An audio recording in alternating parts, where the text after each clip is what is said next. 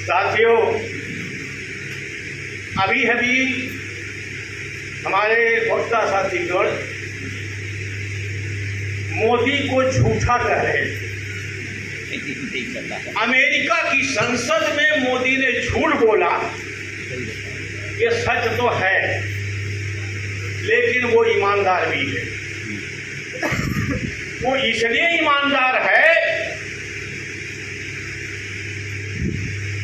कि वो अपने पुरखों की जो व्यवस्था है, जो संस्कृति है, उस संस्कृति के प्रति वो ईमानदार है। मनुस्मृति का अध्याय 8 श्लोक नंबर 104 में लिखा हुआ है, शूद्र विट क्षत्रिय विप्राणां यत्र रक्तो भवेत् ततः। झूठ बोलने से यदि ब्राह्मण क्षत्रिय वैश्य का हनन होता है, सत्य बोलने से यदि ब्राह्मण क्षत्रिय वैश्य का हनन होता है, तो असत्य सत्य से उत्तम है। वो अपने संस्कृति के प्रति वफादार है, वो इसलिए वो झूठ बोलता है। चाहे इंडिया में झूठ बोलना हो, चाहे विदेशों में झूठ बोलना है, इसलिए वो अपने संस्कृति के प्रति प्रतिबद्ध है। आप बताइए, अपनी जरा हाल देखो। अभी 17 में फरवरी माह में राष्ट्रीय अधिवेशन हुआ मूल निवासी संघ का। मैं वहां उपस्थित था और हमारे जो साथी वहां पर गए होंगे। प्रतिनिधि सत्र चल रहा था। हमारे एक दिल्ली के वक्ता ने, मुस्लिम वक्ता ने ये कहा कि जब हम अपने समाज के बीच में जाते हैं तो वे लोग कहते हैं कहाँ फंस गए तुम जाते हैं, किनके बीच में जा रहे हो तुम, जिनसे बात कर रहे हो, जिसको जोड़ने के लिए हमें कह रहे हो इस संगठन से जुड़ो, क्या उनका कोई वजन है? क्या उनका एतबार किया जा सकता है? क्या वे वफादार हैं? अरे जो अपने पुरखे डॉक्टर अंबेडकर फूले पैरियार के नहीं हुए, वे तुम्हारे होंगे जिन्होंने झोपड़ी से महल में बैठा दिया, कभी नहीं हो सकते। कैसे इस तरह की बात करते? ये सवाल है हमारे सामने। आज हम लोक कल्याणकारी राज्य, जो भारतीय संविधान के अनुच्छेद 38 में दिया हुआ है, क्या है उसमें? लोक कल्याणकारी राज्य कैसे बनेगा? सामाजिक, आर्थिक, राजनीतिक न्याय देना होगा, तभी लोक कल्याणकारी राज्य बनेगा। और संविधान की प्रस्तावना में भी ये बात लिखी हुई है। जब संकल्प लिया था संविधान सभा में, बाबा साहब ने जब संविधान सौंपा कि समस्त नागरिकों को हम सामाजिक, आर्थिक और राजनीतिक न्याय देंगे, जब ये बात सामने आई देश के सामने, तो ब्राह्मणों का दिमाग खटका कि अगर समस्त नागरिकों को सामाजिक आर्थिक न्याय दे दिया गया तो 90% तो इस देश में SC, ST, OBC माइनॉरिटीज के लोग हैं, और सारा उधर चला गया तो क्या हम घंटा हिलाएंगे? ये समस्या है। वो सन 1950 में ही उन्होंने इस बात को समझ लिया, और समझने के बाद वो अपना कार्य शुरू कर दिया। झूठ के आधार पर, अपनी संस्कृति के दिशा निर्देशानुसार, साम दान दंड भेद के आधार पर उन्होंने सत्ता चलाया और हमारे सारे अधिकार छीन लिए। आज हम यहाँ पर संकल्प ले रहे हैं, हम लोक कल्याणकारी राज्य स्थापित करेंगे। कैसे करो? है आपके पास सत्ता? अरे नरेंद्र मोदी ने भारत की संसद में, जो अभी अभी नई संसद बनी और उस संसद में प्रवेश किया, तो उसने क्या किया, जो संवैधानिक व्यवस्था चल रही थी उसको नेस्त नाबूद करने के लिए उसने भारत की संसद में सेंगोल की स्थापना किया है। मालूम है आपको क्या है सेंगोल? सेंगोल ये धर्म राजदंड है।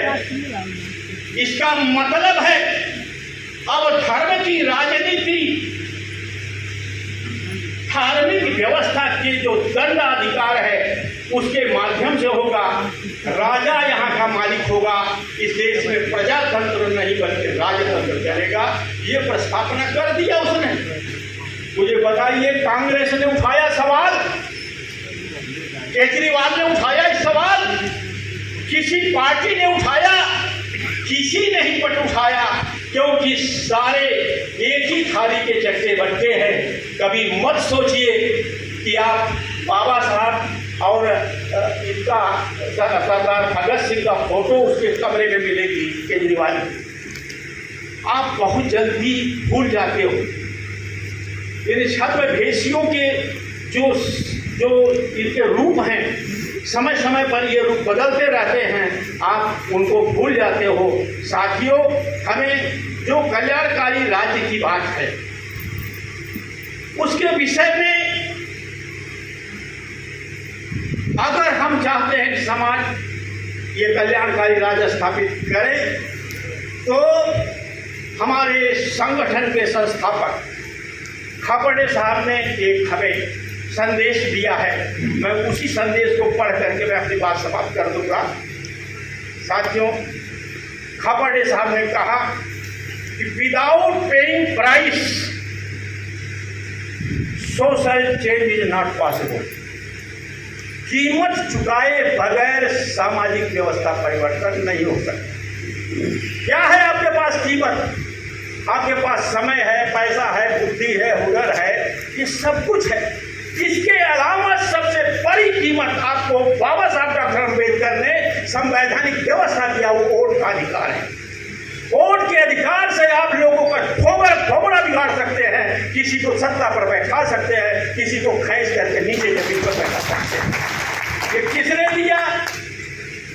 ये बाबा साहब ने संविधान के माध्यम से हमारे पुरखों ने दिया। तो कीमत चुकाना पड़ेगा। बगैर कीमत चुकाए हम सामाजिक व्यवस्था परिवर्तन नहीं कर सकते। आगे कहते हैं, without social change political power will not be captured. बगैर सामाजिक व्यवस्था परिवर्तन के हम सामाजिक जो राजनीतिक शक्ति है उसको प्राप्त नहीं कर सकते। अगला सेंटेंस है, without political power our rights will not be achieved. बगैर राजनीतिक सत्ता के हम अपने अधिकार प्राप्त नहीं कर सकते। इसलिए साथियों, हमने सबको देख लिया। बहुत विश्लेषण के बाद हमने People's Party of India Democrat बनाया, इसलिए कि हम इस देश पर शासन करेंगे। लेकिन समस्या यह है कि हमारा चरित्र दोगला है। दोगला इसलिए है कि हम पंडित जी के संस्कृति से भी बंधे हुए हैं।